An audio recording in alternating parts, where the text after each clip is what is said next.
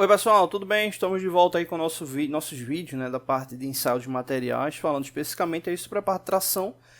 No último vídeo a gente falou um pouco, né, sobre como é que funciona a lógica, né, de analisar um corpo de prova, né, um ensaio, né, realizado com corpo de prova, e como transportar esses valores aqui para um projeto, né. Aqui no projeto aqui a gente já colocou algumas informações, né, e como é que funciona, né, essas características. Então vamos tomar como exemplo aí esse primeiro diagrama, né, que foi para o aço com baixo teor de carbono, onde ele teve uma característica de suportar aí 5.625 newtons, né? Então o material, quando ele foi tracionado, né, vou mudar aqui a tela, supor que aqui seja o corpo de prova, quando ele foi tracionado, ele teve essa resistência, né, de pouco mais de 5.000 newtons, né, antes de entrar no que? Antes de entrar na fase plástica, né, ou seja, antes de entrar numa deformação permanente, né? Então ali ficou como limite de resistência, tomando também como referência aí um valor de coeficiente de segurança, né, que a gente já falou nos últimos vídeos. Ok, então só o que acontece, esse valor 5.625 newtons, ele é um valor referente a uma aplicação de uma secção transversal, como a gente também tinha comentado no último vídeo. Então a gente precisa saber o que? A área que o corpo de prova possui. Né? Então, exemplo, vamos supor que esse corpo de prova ele tem um diâmetro que é muito comum, né, para os corpos de prova, 10 milímetros. Né? Então, se ele tem 10 milímetros de diâmetro, né, lembrando que, no caso, a fórmula para encontrar a área do elemento circular é πr ao quadrado, então a gente vai ter o raio, que é 5 ao quadrado, multiplicado por π. Você pode utilizar aí 3,14, então vai dar aí 78,5 milímetros quadrados, aproximadamente. Então, ok, essa daí é a área do corpo de prova, 78,5 milímetros quadrados. Então, quer dizer que a força que ele sofreu foi de 5.625 newtons, com a área específica, né, de 78,5 milímetros quadrados, né? Então, a gente deve fazer essa relação da divisão dessa força, né? Então, deixa eu colocar até aqui do lado. A gente vai ter, né, a tensão, né, tá aqui ensaio de tração, o qual foi aplicada essa força, né,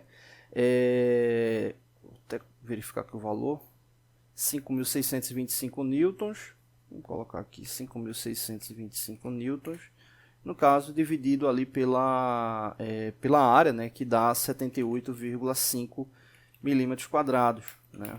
Então, nesse caso, dividindo um pelo outro, né, 5.625 dividido por 78,5 vai dar igual a 71,65 newtons por milímetro quadrado, né? Então, essa é a tensão que esse corpo de prova suportou, né? Que ele suportou até entrar na fase plástica, né? Ou seja, até entrar na ruptura. Beleza, então é desse dado que a gente transporta para aqui. Então, supondo que esse material que a gente está só analisando aqui o esforço de tração, que esse material aqui ele esteja recebendo essa carga aqui de 800 kg, né, de massa, se ele vai suportar ou não com base no ensaio de tração realizado, já que o esforço que ele está sofrendo aqui é um esforço de tração, a gente não está levando em consideração outras variantes, né, só o esforço de tração aí propriamente apoiado. Beleza, então o que é que a gente precisa saber? A gente precisa saber a área desse elemento, né? Então nesse caso aqui já tem um diâmetro dele, é 1 polegada. 1 polegada corresponde a 506,7 milímetros quadrados, é a área com base aqui nesse diâmetro. Beleza, então o que é que a gente precisa saber agora? A gente precisa converter esse valor de 800 kg, converter entre aspas, né? Aquela questão física de entender como funciona a questão da massa, né? Com base no peso, né? Na força atuante que vai ter aí com base na aceleração gravitacional, né?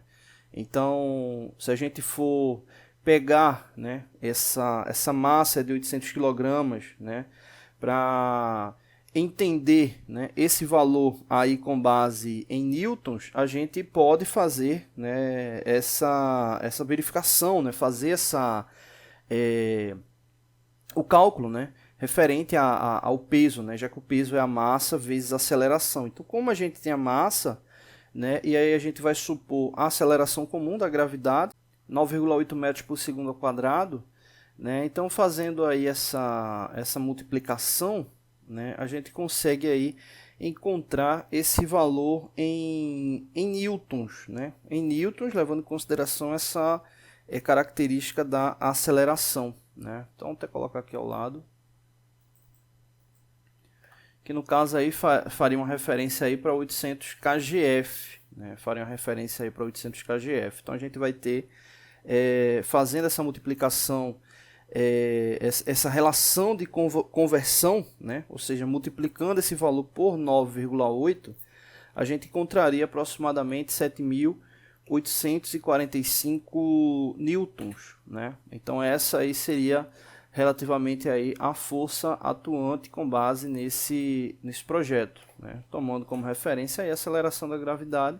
Então a gente teria aí essa aplicação, que é aquela situação, né? Você pode fazer aí a relação da conversão, né? Até colocar aqui KGF, fazer a relação aí da conversão também, dividindo por 9,8, né? 9,8 é importante ficar bem distinto, né? Essa questão, né, de massa, né? Que é de massa em relação à força, né? Então, ok, então daria aí 7.845 newtons aproximadamente, né?